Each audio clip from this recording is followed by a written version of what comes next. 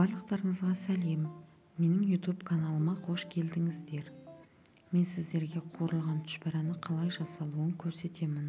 1 пиала ерітілген май, 1 пиала су, дәміне қарай тұз.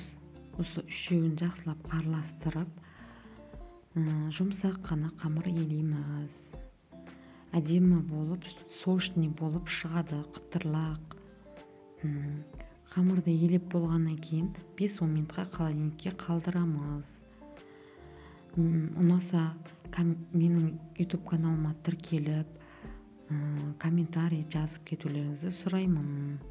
Әдемі болып шығады. Сіздер де жасап көріңіздер.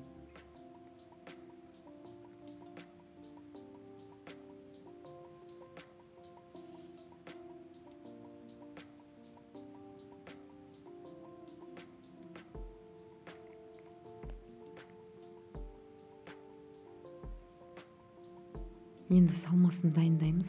Салмасына қайнатылған картоп, тұз, қара бұрыш, арасына паприка салып, жақсылап езгіштен езіп, ішіне, түшпәраның ішіне салатын салмасын дайындап аламыз. Қамырымызды екіге бөліп, оны жаямыз. Жұмсақ, қалың да болмау керек, жұқа да болмау керек, орта жайып, ішін жақсылап неғылып, кесіп, түйіп аламыз.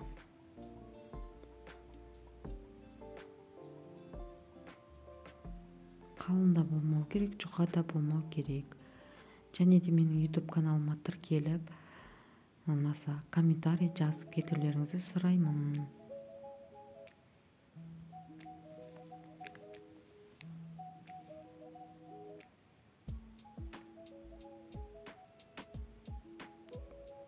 Жақсылап түйіп аламыз осылай.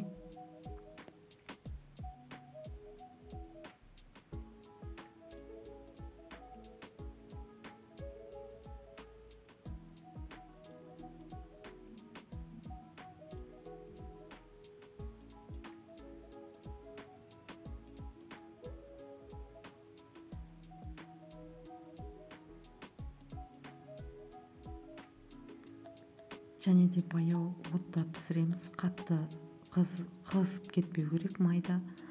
Қатты жай болмау да керек. Орта отта пісіреміз.